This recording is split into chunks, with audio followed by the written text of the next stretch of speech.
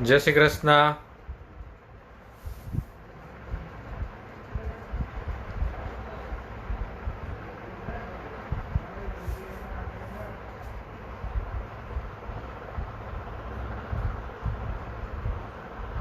જય શ્રી કૃષ્ણ.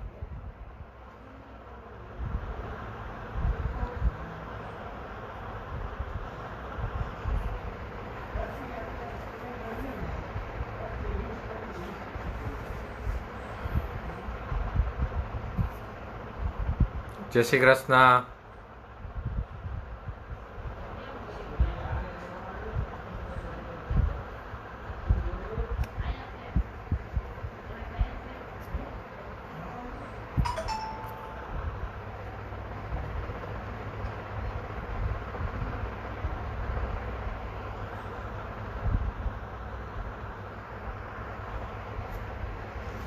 મેં તમને જે ઓક્સો એસિડ ભણાવ્યા એને યાદ રાખવા માટેની ટ્રીક હું તમને આપું છું. પેલા તો ક્યાં ક્યાં ભણાવ્યા એ તમને કહી દો. ક્યાં ક્યાં ઓક્સો એસિડ ભણાવ્યા એ તમને કહી દો. ઘણા બધા આમંત્રિત મહેમાનો નહોતા, માટે એને આપણે આમંત્રણ દઈને બોલાવવા પડ્યા. તો એ આમંત્રિત મહેમાનોને હું થોડુંક કહી દઉં. અહીં પધારેલા આમંત્રિત મહેમાનોને હું કહી દઉં થોડુંક. જો એક મેં ભણાવ્યું H3PO2 હાઇપોફોસ્ફરસ એસિડ અથવા ફોસ્ફેનિક એસિડ. બે હાઇડ્રોજન સાથે ફોસ્ફરસ અહીંયા બંધ બનાવે માટે રિડક્શન કરતા છે, પ્રબળ રિડક્શન કરતા છે. બીડીસી નું રિડક્શન કરીને બેન્ઝીન આપે. મેં ભણાવ્યું તમને હમણાં. જો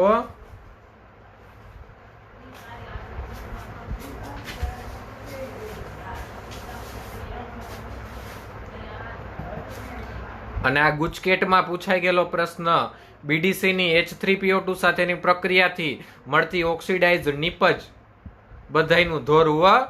આ પૂછાણો તો તઈએ DHORU, કારણ કે બધાય જવાબ લખી આવ્યા હતા બેન્ઝીન. પણ પ્રશ્ન પૂછ્યો છે ઓક્સિડાઇઝ નિપજ, તો ઓક્સિડાઇઝ નિપજ આવે H3PO3. ઓક્સિડાઇઝ નિપજ માટે જવાબ આવતો તો H3PO3. માટે પ્રક્રિયા આવડતી હોય તોય જવાબ ન આવડે. એટલે હું કહું છું કે કેમિસ્ટ્રીને સમજવાનો પ્રયત્ન કરો, ગોખવાનો નહીં. આ સબ્જેક્ટ ગોખવાનો નથી. આ સબ્જેક્ટ સમજવા માટેનો છે. તો કેમિસ્ટ્રીને તમે સમજવાનો પ્રયત્ન કરો, ગોખવાનો નહીં. અને કેમ સમજવું એ હું તમને અહીંયા સમજાવું છું. એના માટે હાજર રહેવું પડે એટલે આવડી જાય. એના માટે હાજર રહેવું પડે લેક્ચરમાં, એટલે પછી સમજતા આવડી જાય કે સાહેબ શું કહેવા માંગે છે at A time.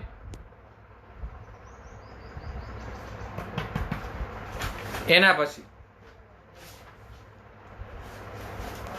H3PO3 ઓર્થોફોસ્ફરસ acid અથવા એને કહેવાય ફોસ્ફોનિક એસિડ. ડાયબેઝિક છે, 2 OH ધરાવે, 2 શ્રેણીના ક્ષાર બનાવે.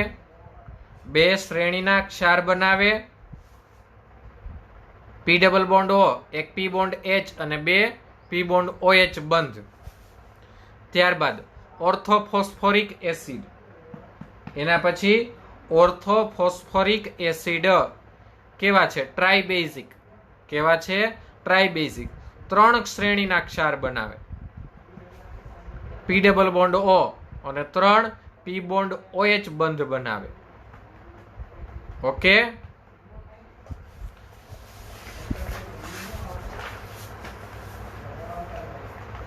પાયરોફોસ્ફોરિક એસિડ 4 OH,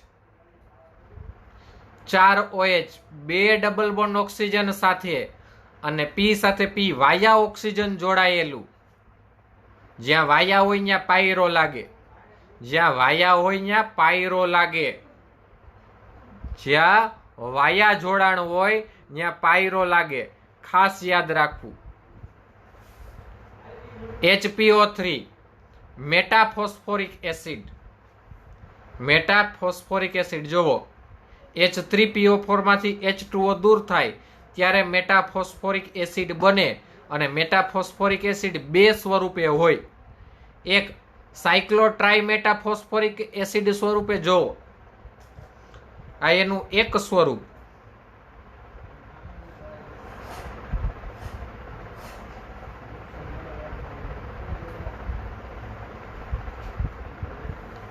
છે 3 મૂડી યાદ છે હો, આ મોનોમર છે, અહીંયા જોડાયેલો છે ટ્રાઇમર સ્વરૂપે. મોનોમર છે ટ્રાઇમર સ્વરૂપે જોડાયેલો છે. અને આવું એક ટ્રાઇમર આપણે ઓર્ગેનિકમાં જોયું હતું. યાદ કરો એસિટિલિન. યાદ કરો વો પુરાને દિન, ધોરણ 11, ડોક્ટર સુભાષ આર્ય કન્યા વિદ્યાલય, 3જો માળ, ડાબી બાજુ છેલ્લો રૂમ, એનો બોર્ડ. બોર્ડમાં પહેલો વિભાગ એસિટિલિનના ગુણધર્મો, રાસાયણિક ગુણધર્મમાં છેલ્લો ગુણધર્મ તેદી મેં આ ભણાવ્યું હતું. લ્યો, ઈ ઘટના પાછી અહીંયા છે. પછી આ પોલિમર સ્વરૂપે જો એન ટાઈમ જોડાયેલા HPO3 પોલીમેટાફોસ્ફોરિક acid.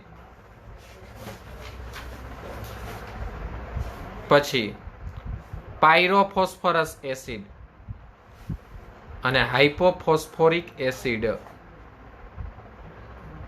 હાઇપોફોસ્ફોરિક acid. Okay,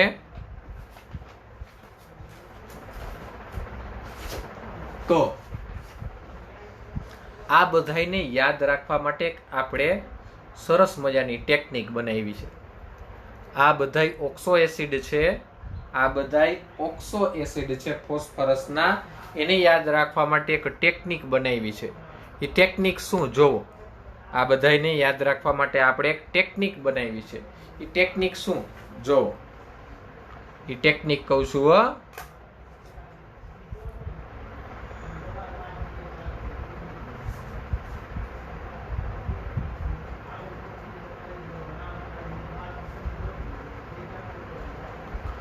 tricks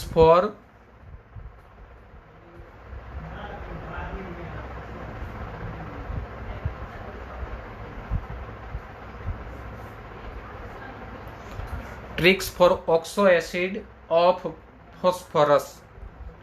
tricks for oxo acid of phosphorus. ફોસ્ફરસના ઓક્સો એસિડને યાદ રાખવા માટેની ટ્રીક. ઓકે,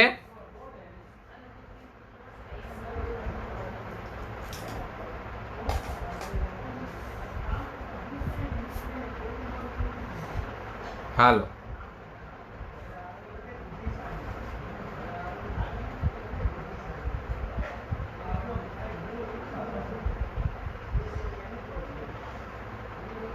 H3PO4 શું કહેવાય આને?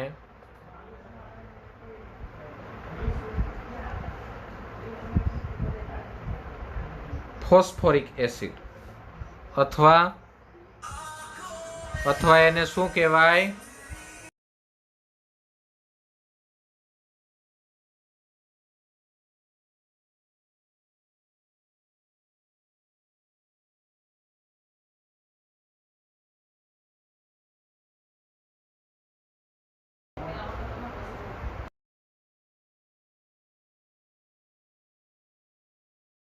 કટ.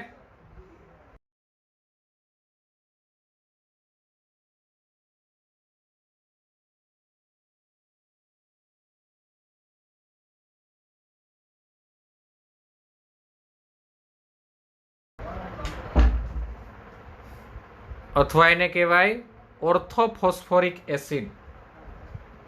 ઓર્થોફોસ્ફોરિક એસિડ. જોવો હવે ટ્રીક કઈ રીતે આગળ વધે.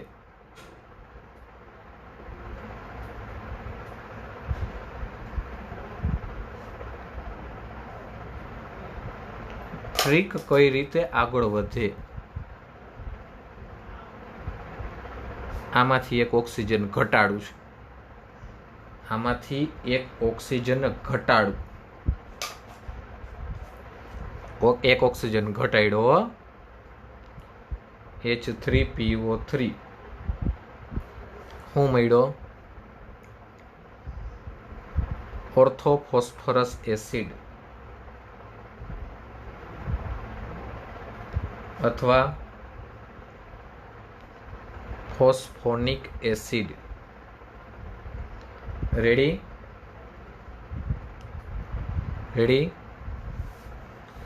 ત્યારબાદ જોવો, હજી આગળ વધે હો.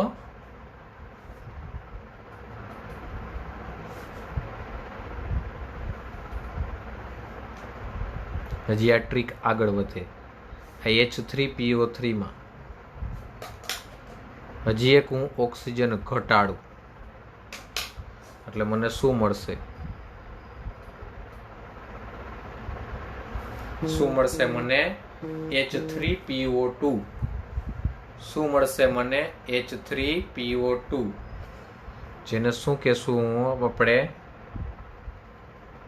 હાઇપો ફોસ્ફરસ એસિડ અથવા ફોસ્ફિનિક એસિડ. ત્યારબાદ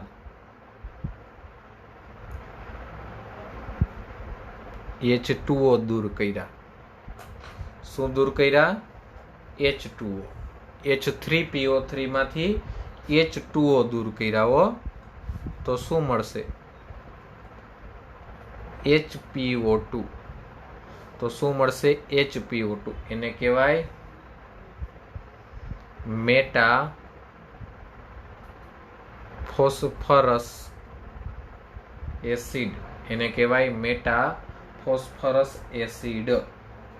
ઓકે, એને કહેવાય મેટા ફોસ્ફરસ એસિડ. હવે હજી આગળ, હવે આના બે અણુ, બે અણુ એટલે H6P2 અને O6. એના બે અણુમાંથી H2O દૂર કર્યા. તો આ બે અણુમાંથી H2O દૂર થાય તો મને શું મળે? H4P2O5. H4P2O5 એને કહેવાય પાયરો ફોસ્ફરસ એસિડ. એને કહેવાય પાયરો ફોસ્ફરસ એસિડ. અને કહેવાય પાયરો ફોસ્ફરસ એસિડ. રેડી? હજી આગળ હો.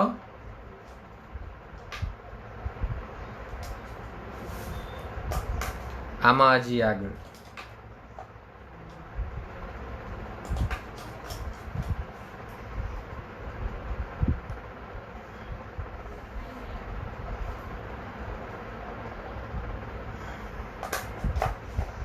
આમાંથી H2O દૂર કર્યા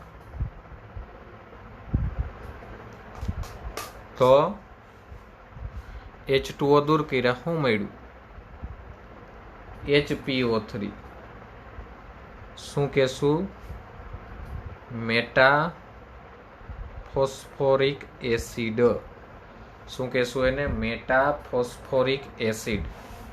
આના બે અણુ,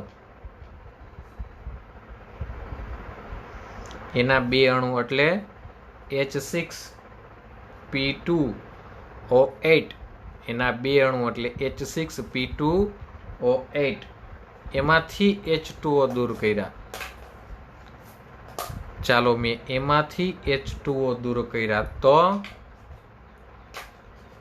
શું મળ્યું? એમાંથી H2O દૂર કર્યા તો શું મળ્યું? H2O દૂર કર્યા તો H4P2O7. H4P2O7 મને મળ્યા પાયરો ફોસ્ફોરિક એસિડ, પાયરોફોસ્ફોરિક એસિડ, એમાંથી એક ઓક્સિજન દૂર થયો.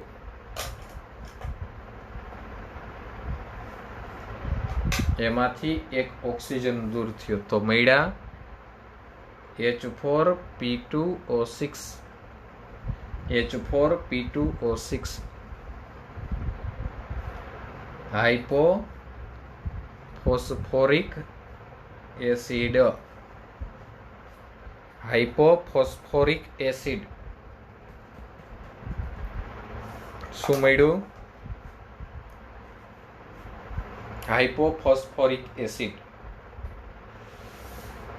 તો આ ટેકનિક થઈ, tricks of oxo acid of phosphorus. આ ફોસ્ફરસના જે ઓક્સો એસિડ કમ્પાઉન્ડ છે, ફોસ્ફરસના જે ઓક્સો એસિડ કમ્પાઉન્ડ છે, એને કઈ રીતે યાદ રાખવા, એને કઈ રીતે યાદ રાખવા. હવે એને આપણે બંધારણમાં કઈ રીતે યાદ રાખી શકીએ. હવે એને આપણે બંધારણમાં કઈ રીતે યાદ રાખી શકીએ. ઉભા રહ્યો, હજી એક બાકી રહી ગયું. જો લ્યો,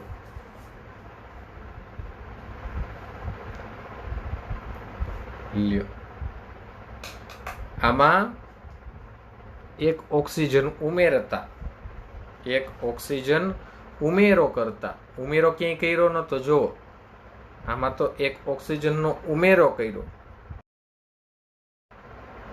તો શું મળ્યું?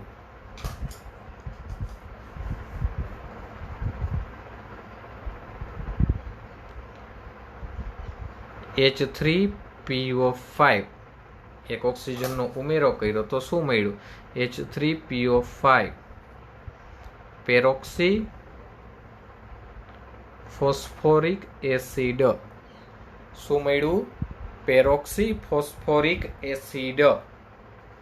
Peroxy phosphoric acid. હવે આ હું તમને બંધારણ સ્વરૂપે દર્શાવું.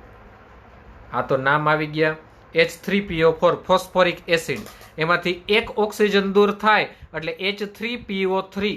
H3PO3 જો હું કહેતો જાવ ફરી પાછું. H3PO3 એક ઓક્સિજન દૂર થયો એટલે જો ઓર્થોફોસ્ફરસ એસિડ અથવા ફોસ્ફોનિક એસિડ. અહીંયા આમાં એક ઓક્સિજન ઉમેરાણો એટલે પેરોક્સી ફોસ્ફોરિક એસિડ H3PO5. અહીંયા આમાંથી H2O દૂર થયા, H2O દૂર થયા, HPO3 મેટાફોસ્ફોરિક એસિડ. રેડી? હવે આના બે અણુ H3PO4 ના બે અણુ એટલે H6P2O8.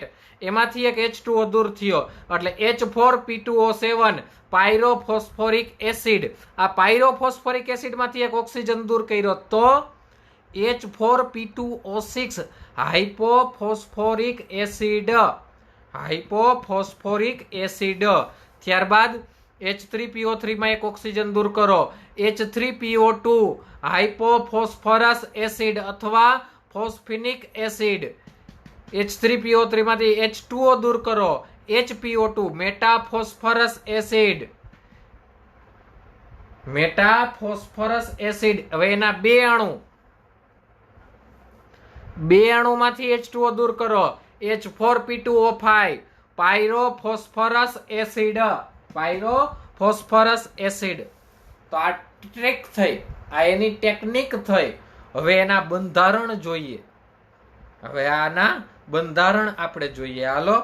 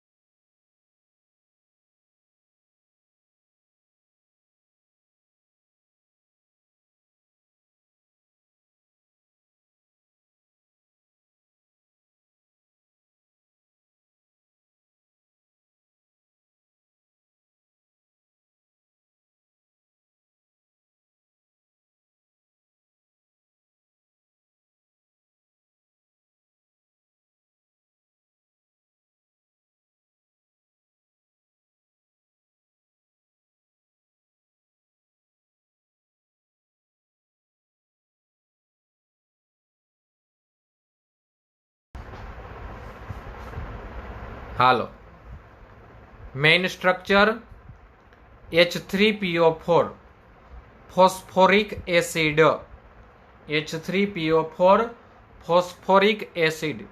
ત્યારબાદ એક ઓક્સિજન દૂર થયો એટલે મળ્યું આપણને ઓર્થોફોસ્ફરસ એસિડ.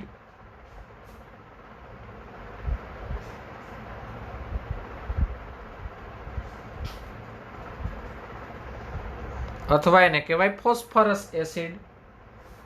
રેડી? હવે આ જ શૃંખલામાં આગળ હાલતી હતી. આમાં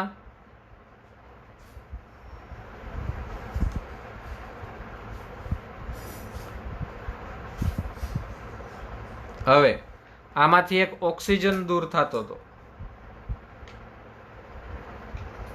તો એક ઓક્સિજન દૂર થયો. આ છે શું?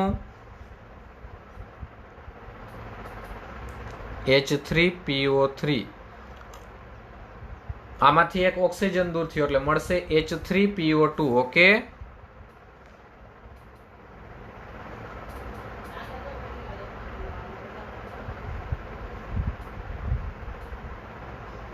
H3PO2. શું કહેવું એને? હાઇપોફોસ્ફરસ એસિડ. હાઇપોફોસ્ફરસ એસિડ. ઓકે, ત્યારબાદ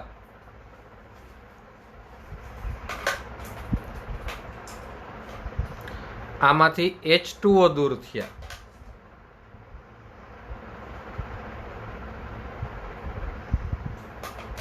H2O દૂર થયા તો શું મળે? એમાંથી H2O દૂર થયા તો મળે છે HPO2.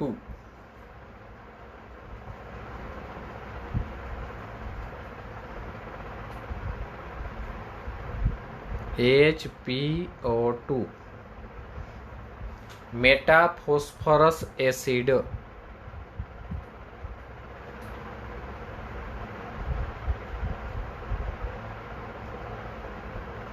અને એ હોય અસ્થાયી, એવો અનસ્ટેબલ. જોવો, બંધારણ જોતા જ ખ્યાલ આવી જાય. હવે આના બે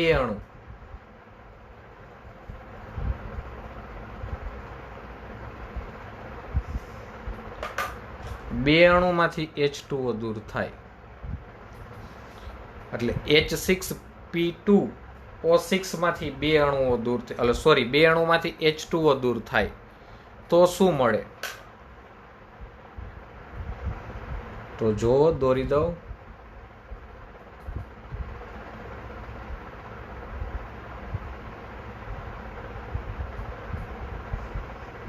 વાયા ઓક્સિજન વાળી વાત આવી હો.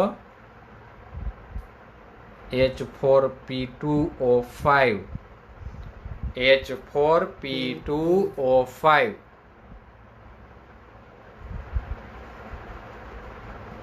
H4P2O5 એને કહેવાય પાયરોફોસ્ફરસ એસિડ.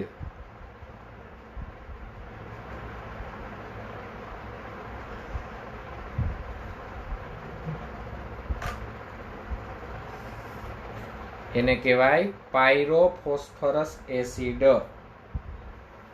ઓકે, હાલો, હવે આમાં આગળ વધવાનું છે. ફોસ્ફોરિક એસિડમાં આગળ વધવાનું છે. જુઓ, ફોસ્ફરસ એસિડમાં આગળ વધીએ તો એને આમ નીચે લંબાવી દો.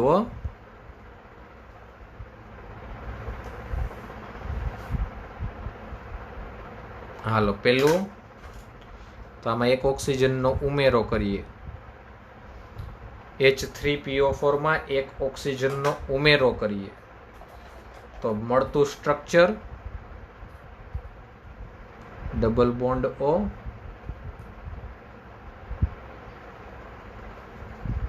OH, OH, O bond OH, O bond OH. શું મળ્યું? H3PO5, H3PO5, જેને આપણે શું કહેતા હતા? પેરોક્સી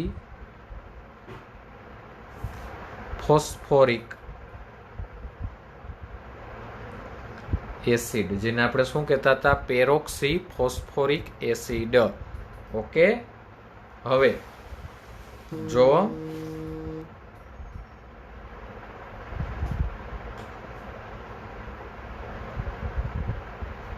હવે જુઓ એમાં જ હજી આગળ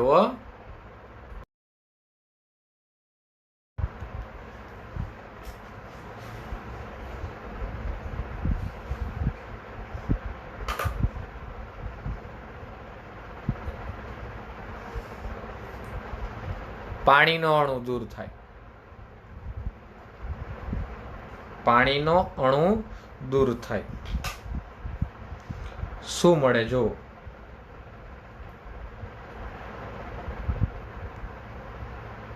પાણીનો અણુ દૂર કરતા શું મળે? તો એમાંથી પાણીનો અણુ દૂર કરતા મને મળે HPO3. HPO3 નું સ્ટ્રક્ચર જોજો. આ બાજુ એરો ને આમ સંવર્ગ સહસંયોજક બંધ. HPO3 શું મળે? HPO3 પાણીનો અણુ દૂર કરતા. અને એનું નામ છે meta phosphoric acid. Meta phosphoric acid. હવે આના બે અણુઓ, બે અણુ એટલે H6P2O8, H6P2O8, એમાંથી H2O દૂર કરતા, એમાંથી H2O દૂર કરતા શું મળે?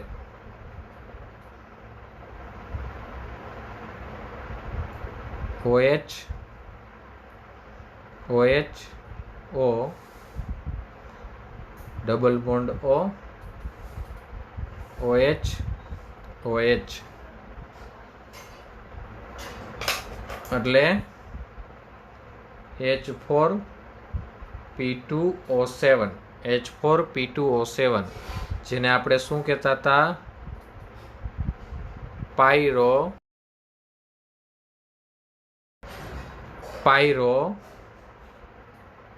ફોસ્ફોરિક એસિડ, જેને આપણે શું કહેતા હતા?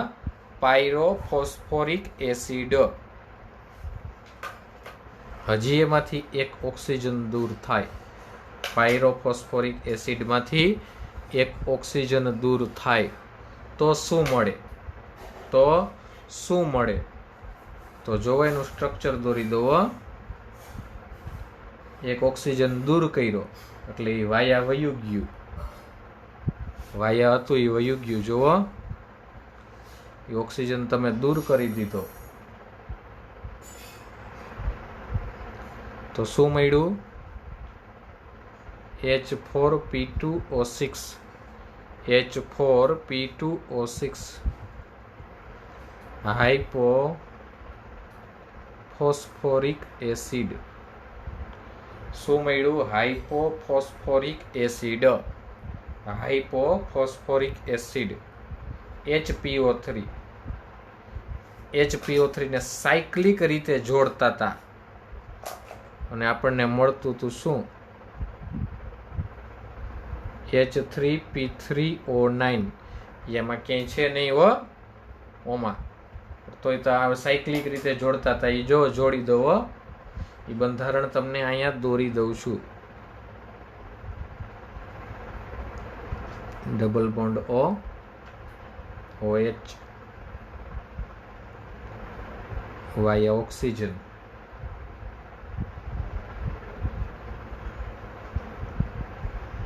Double bond O, OH via oxygen. અહીં via oxygen, double bond O OH, H3P3O9, H3P3O9. તો આ એની ટેકનિક થઈ, આ ટેકનિક થઈ શેની? ઓક્સો એસિડને કઈ રીતે યાદ રાખવા, ઓક્સો એસિડ સંયોજનોને કઈ રીતે યાદ રાખવા, આ એની ટેકનિક થઈ. ફોસ્ફોરિક એસિડમાંથી એક ઓક્સિજન દૂર કરો તો મળે ઓર્થોફોસ્ફરસ એસિડ H3PO3, એમાંથી એક ઓક્સિજન દૂર કરો તો H3PO2. હાઇપોફોસ્ફરસ એસિડ, એમાંથી H2O દૂર કરો તો મેટાફોસ્ફરસ એસિડ, એના બે અણુમાંથી H2O દૂર કરો તો pyrophosphoric acid H4P2O5. H3PO4 phosphoric એસિડમાંથી ઓક્સિજન ઉમેરો તો H3PO5 પેરોક્સી ફોસ્ફોરિક એસિડ. H2O દૂર કરો તો HPO3 મેટાફોસ્ફોરિક એસિડ, એના બે અણુમાંથી H2O દૂર કરો તો H4P2O7 પાયરોફોસ્ફોરિક એસિડ, અને એમાંથી ઓક્સિજન દૂર કરો તો હાઇપોફોસ્ફોરિક એસિડ. તો આ કઈ રીતે યાદ રાખવા મેં તમને ટ્રીક આપી દીધી, અને એના બંધારણ કેવા હોય એ મેં તમને અહીંયા કહી દીધું. એના બંધારણ કેવા હોય એ પણ મેં તમને અહીંયા કહી દીધું. રેડી? એના બંધારણ વિશેની વાત પણ થઈ ગઈ, એના બંધારણ વિશેની વાત પણ થઈ ગઈ, એટલે મેં તમને કહી દીધી બંધારણ વિશેની વાત પણ. ઓકે, તો હવે સમૂહ 15 પૂરો. હું કાલે કહેતો તો પૂરો થઈ ગયો, પણ તોય થોડુંક આટલું કામ નીકળ્યું. અહીંયા સમૂહ 15 પૂરો. હવે સમૂહ 16 ની વાત કરવાની છે. હવે સમૂહ 16 ની વાત કરવાની છે.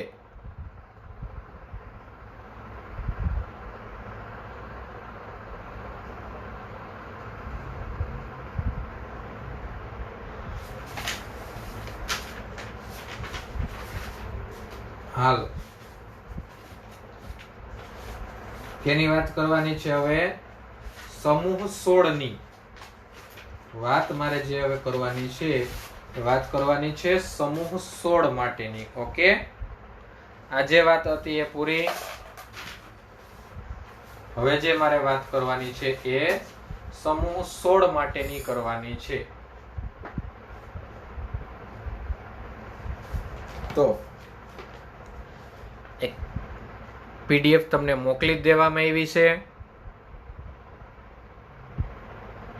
એક PDF તમને મોકલી જ દેવામાં આવેલી છે. રેડી? હાલો, એમાંથી તમારે લખવાનું થશે સમૂહ 16 નું, એમાંથી તમારે લખવાનું થશે. અને બીજી હું ઇન ડિટેલ લખાવું એ સાથે લખતું જવાનું. બીજી ઇન ડિટેલ માહિતી લખાવું એ તમારે અહીંયા મારી સાથે લખતી જવાની છે. ઓકે, ચાલો તો જોઈએ. ગ્રુપ નંબર 16 ઓક્સિજન ફેમિલી અથવા chalcogen family. Group number 16 oxygen family અથવા ચાલ્કોજન ફેમિલી. આની પહેલા મેં કીધું હોય અને વારંવાર હું કહેતો હોય, આને ચાલ્કોજન શા માટે કહેવામાં આવે? તો ચાલ્કોજન શા માટે? તો ચાલ્કોજન નો અર્થ થાય ઓર ફોર્મિંગ. ઓર ફોર્મિંગ એટલે ખનિજ બનાવનાર તત્વ. ખનિજ બનાવનાર તત્વ એને કહેવાય ઓર ફોર્મેનિંગ. ઓર એટલે ખનિજ થાય. ઓર એટલે શું થાય? ઓર એટલે થાય ખનિજ, ખનિજ બનાવનાર. સપોઝ હું એમ કહું કે Al2O3 નામનું ખનિજ છે, તો એમાં ઓક્સિજન છે જો, માટે એને કહેવાય ઓર ફોર્મિંગ. ચાલ્કોજન નો અર્થ થાય ઓર forming. Okay,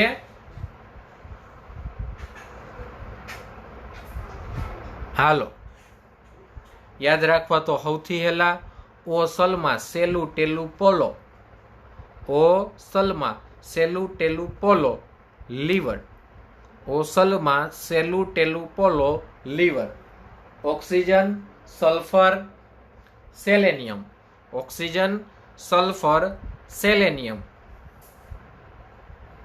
tellurium, polonium,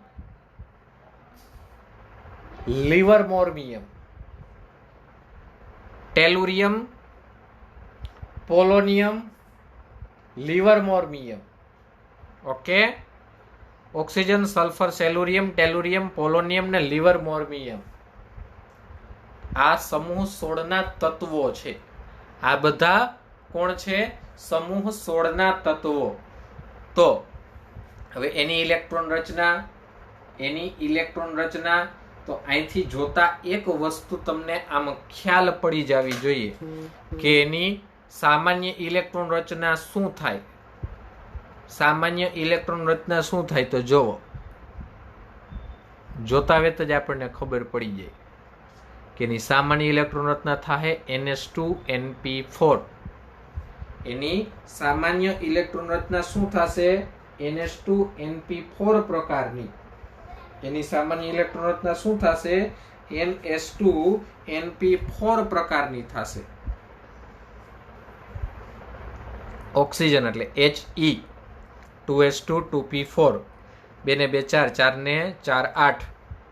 sulphur Ne, 3S2 3P4, સેલુરિયમ 34, Ar એટલે 18, 3D10 4S2 4P4.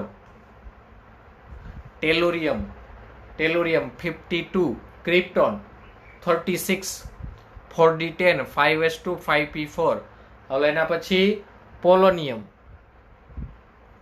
54, 4F14 5D10 6S2 6P4.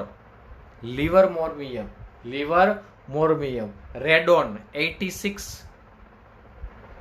5F40 6D10 7S2 7P4. Ready? ક્રમ કઈ રીતે યાદ રાખવા? ક્રમ કઈ રીતે યાદ રાખવા? તત્વોના નામ યાદ રાખવાના, ક્રમ હું કહી દઉં. તત્વોના નામ યાદ રાખવાના, ક્રમ હું કહી દઉં. 8, 18, 18, 32 અને 32. લાઈનથી જ મૂકી દેવાના. 32, 32, 18, 18 અને 8. 8 માં 8 નાખો તો 16, 16 માં 18 નાખ્યા તો 34, 34 માં 52, 52 ને 32 84, 84 એ 32 116. તો ક્રમ તો ખાલી આ એક જ યાદ રાખવાનો 8. પછી 8, 18, 18, 32, 32. 8, 18, 18, 32, 32. રેડી? ક્રમ કેમ યાદ રાખવા એ મેં આની પહેલા કહી દીધું હતું. તો દરેક સમૂહે કઈ જુદી જુદી રીત ન હોય. દરેક સમૂહે એક જ પ્રકારની રીત છે. એક જ પ્રકારની રીત છે. ઓકે, ત્યારબાદ તેના પ્રાપ્તિ સ્થાન. તો પૃથ્વી પરના બધા તત્વોમાં ઓક્સિજન સૌથી વધુ પ્રાપ્ત થાય. પૃથ્વી પરના બધા તત્વોમાં ઓક્સિજન સૌથી વધુ પ્રાપ્ત થાય. અને પૃથ્વીના પોપડામાં તેનું પ્રમાણ કેટલું છે? પૃથ્વીના પોપડામાં તેનું પ્રમાણ કેટલું છે? 46.6%. જો પૃથ્વીના પોપડામાં તેનું પ્રમાણ કેટલું છે? 46.6%.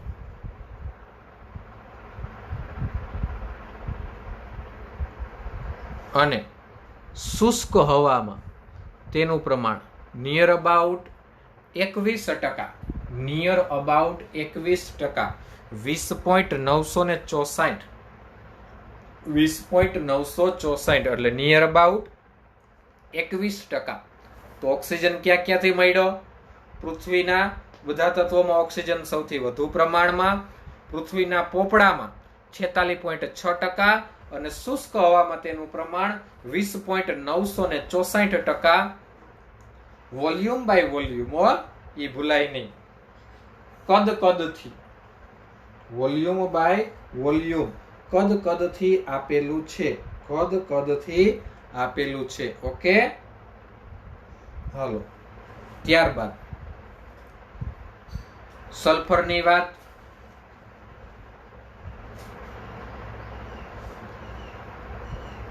ત્યારબાદ કોની વાત આવી? સલ્ફરની. તો જ્વાળામુખીમાં સલ્ફરની અલ્પ માત્રા H2S ડાયહાઇડ્રોજન સલ્ફાઇડ કેવા સ્વરૂપે? ડાયહાઇડ્રોજન સલ્ફાઇડ સ્વરૂપે રહેલ હોય. કાર્બનિક પદાર્થો જેવા કે ઈંડા, પ્રોટીન, લસણ, ડુંગળી, રાઈ, વાળ અને ઊનમાં એ બધી જગ્યાએ સંયોજિત સ્વરૂપે જોવા મળે. બધી જગ્યાએ એ સંયોજિત સ્વરૂપે જોવા મળે. ત્યારબાદ પૃથ્વીના પોપડામાં સલ્ફેટ અને સલ્ફાઇડ યુક્ત ખનિજ સ્વરૂપે જો પ્રમાણ આપી દીધું 0.03 થી 0.1% વેઇટ બાય વેઇટ, 0.03 થી 0.1% વેઇટ બાય વેઇટ એ રહેલો છે. એના પછી એની ખનિજો આપી છે. CSO4 × 2H2O એને જીપ્સમ કહેવાય, એમાંથી પ્રાપ્ત થાય.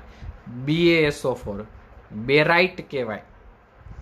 PbS Galina. PbS એટલે શું થાય? ગેલિના. જા મોસ્ટ IMP એકવાર પૂછાઈ ગયું. હું પ્રશ્ન પૂછાણો તો જોવા અહીંયા લખું છું. નીચે પૈકી કઈ ખનિજ 2 ધાતુ તત્વો ધરાવે? નીચે પૈકી કઈ ખનિજ 2 ધાતુ તત્વો ધરાવે? તો એમાં જવાબ આવતો તો કોપર પાયરાઇટ્સ CuFeS2. જુઓ, 2 ધાતુ તત્વો CuFeS2, કોપર પાયરાઇટ્સ CuFeS2. ત્યારબાદ MgSO4 × 7H2 જેને ઇપ્સમ ક્ષાર કહેવાય. ZnS ઝિંક બ્લેન્ડ એને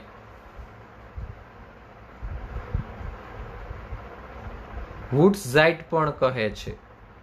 એને વુડ્ઝાઇટ પણ કહેવામાં આવે છે. ઓકે, એને વુડ્ઝાઇટ પણ કહેવામાં આવે છે. ત્યારબાદ સેલેનિયમ અને ટેલુરિયમ.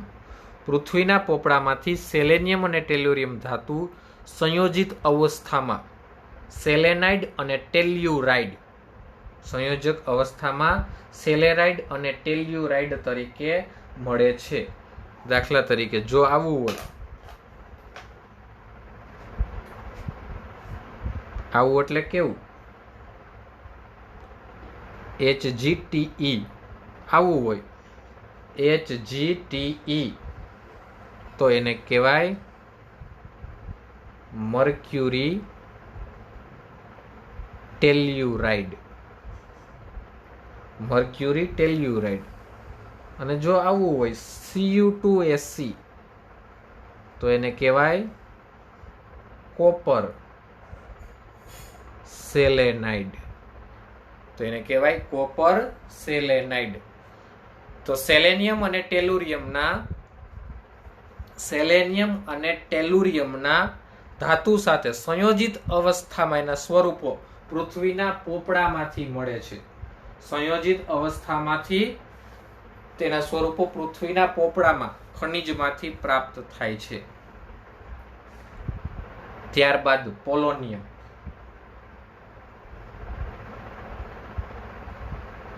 થોરિયમ અને યુરિયમના વિઘટનથી પોલોનિયમ મળી આવે છે, જે રેડિયો સક્રિય છે. હવે આના પાછળની જે કહાની છે, પોલોનિયમ 84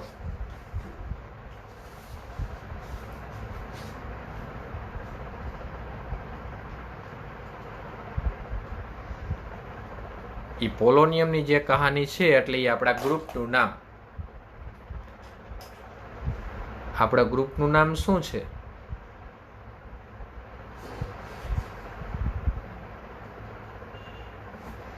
સ્કોલોડોવસ્કા.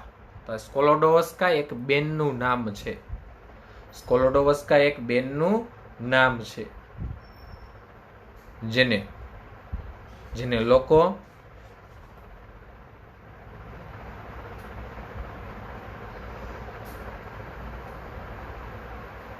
મેડમ ક્યુરી થી ઓળખે છે. જેને લોકો મેડમ ક્યુરી થી ઓળખે છે. અને એના હસબન્ડ પિયરી ક્યુરી, એની દીકરી ઇરવિન ક્યુરી. આ મારા નોલેજ પ્રમાણે આ દુનિયામાં એક એવું ફેમિલી છે કે જેના દરેક સભ્યોને નોબેલ પ્રાઇઝ મળ્યું. જેના દરેક સભ્યોને નોબેલ પ્રાઇઝ મળ્યું. મેડમ ક્યુરીને નોબેલ પ્રાઇઝ મળ્યું, એના હસબન્ડ પિયરી ક્યુરીને નોબેલ પ્રાઇઝ મળ્યું, એની દીકરી એને નોબેલ પ્રાઇઝ મળ્યું અને એના જમાઈ એને નોબેલ પ્રાઇઝ મળ્યું. એ બેને આર્ટિફિશિયલી રેડિયો એક્ટિવિટી માટે મળ્યું હતું. આ બેને રેડિયો એક્ટિવ માટે યુરેનિયમની જે ખનિજ હતી એમાંથી એણે આ પોલોનિયમ શોધી કાઢ્યું. યુરેનિયમની ખનિજમાંથી આ પોલોનિયમ એણે શોધી કાઢ્યું. અને મારી જાણ મુજબ મેડમ ક્યુરી આ દુનિયાની માત્ર એક એવી લેડી હતા કે જેને 2 નોબેલ પ્રાઇઝ મળ્યા. અને એ પણ જુદા જુદા વિષયમાં, એક ફિઝિક્સમાં અને એક કેમેસ્ટ્રીમાં 2 નોબેલ પ્રાઇઝ એમને એનાયત થયા. લોકોની એક નોબેલ પ્રાઇઝ લેવામાં જિંદગી વહી જાય હો. એક નોબેલ પ્રાઇઝ ભેગું કરવામાં જિંદગી વહી જાય.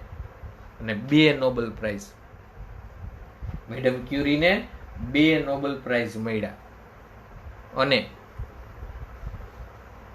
મેડમ ક્યુરીએ IUPAC એને ભલામણ કરી હતી કે તમે આ તત્વનું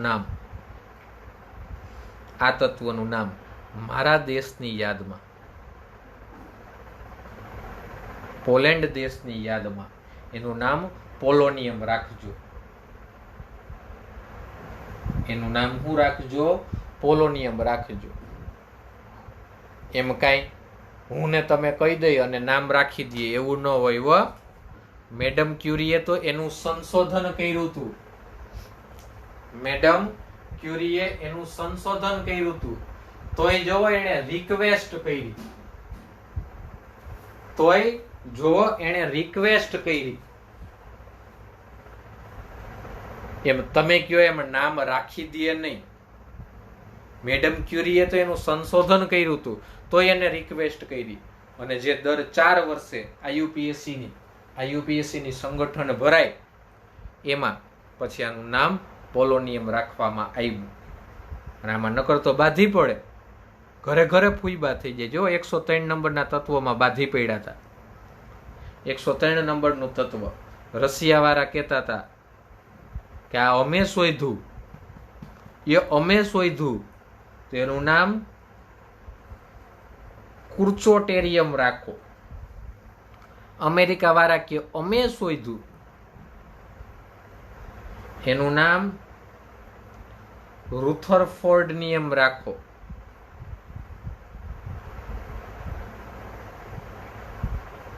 IUPAC બેયને ના પાડી દીધી હો. IUPAC બેયને ના પાડી દીધી કે તમે કયો ઈ અમારે નામ ન રાખવાના હોય, ઈ અમારે નક્કી કરવાનું હોય. અને એને નામ રાખ્યું લોવર્નિશિયમ. F વિભાગનું છેલ્લું તત્વ લોવર્નિશિયમ 103 નંબરનું. IUPAC એમ કઈ બધાયનું સાંભળી ન લે તો મેડમ ક્યુરી 2 નોબેલ પ્રાઇઝ મળ્યા. પોલોનિયમ તત્વની શોધ એણે કરી અને એમને લ્યુકેમિયા નામનું કેન્સર થયું હતું. શા માટે?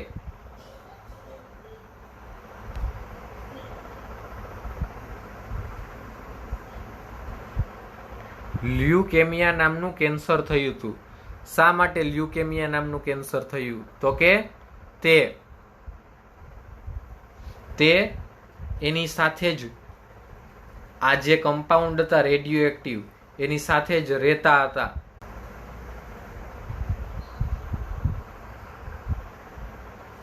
હલો, હવે બ્લર આવે છે?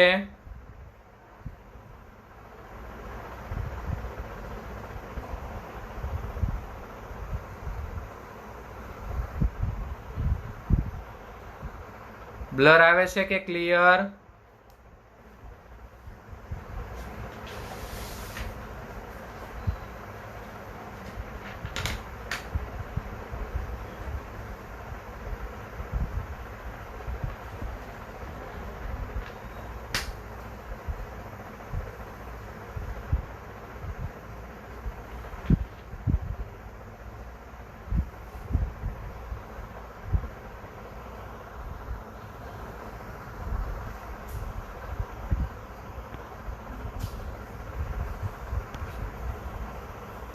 ઓકે,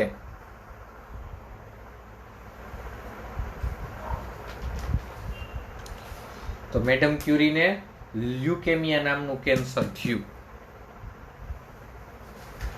હાલો, એના દેશની યાદમાં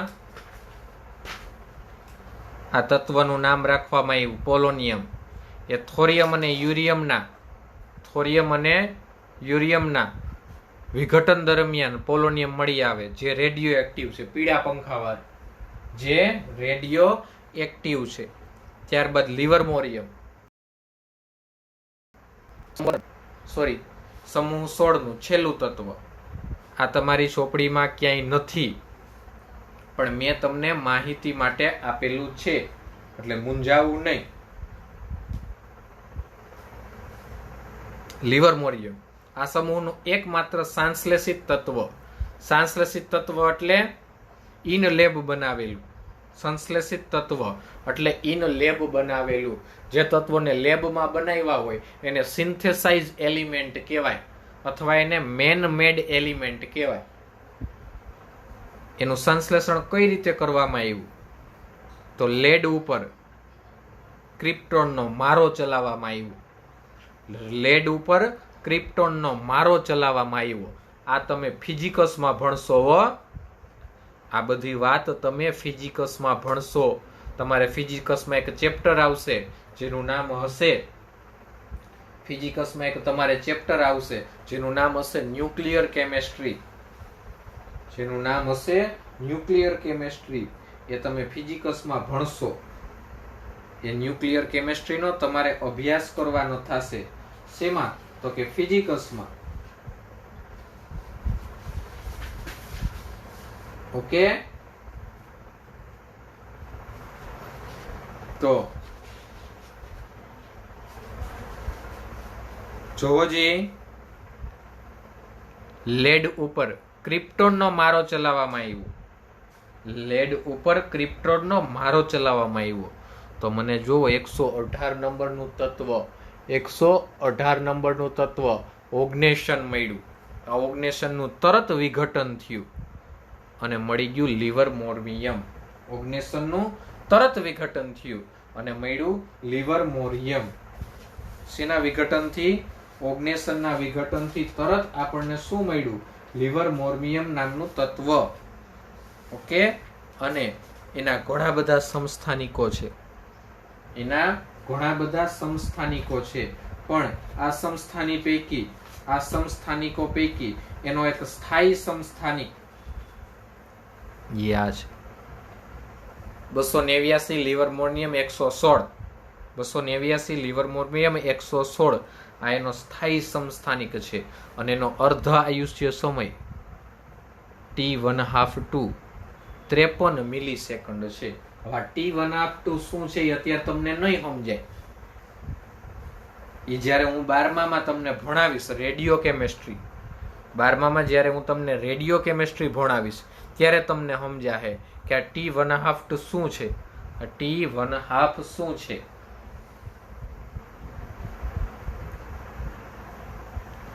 યુરેનિયમ માટે T1/2, યુરેનિયમ માટે T1/2 કેટલો હોય જુઓ 4.5 ગુણ્યા 10⁹ યુરેનિયમની વાત છે હો. અહીંયા જુઓ મિલી સેકન્ડ અને અહીંયા વરસ 4.5 ગુણ્યા 10⁹ એટલે તો આનો ઉપયોગ ન્યુક્લિયર રિએક્ટરમાં થાય. અને એટલે એવું કે જે દેશ પાસે યુરેનિયમ હોય ને એ દેશ મહાસત્તા કહેવાય. જે દેશ પાસે યુરેનિયમ જેટલો વધુ એને મહાસત્તા કહેવાય. કારણ કે આનો જોવો T1/2 કેવડો મોટો. આનો T1/2 તમે જોવો અર્ધ આયુષ્ય સમય કેવડો મોટો છે. સમજ્યા શું કહેવા માંગુ છું ઈ? તો આ એની ઇલેક્ટ્રોન રચના, આ એના પ્રાપ્તિ સ્થાન.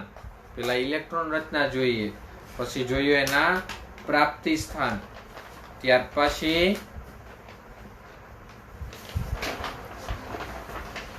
પછી જોવું છે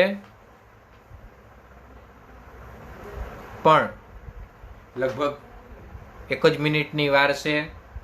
ફરી પાછા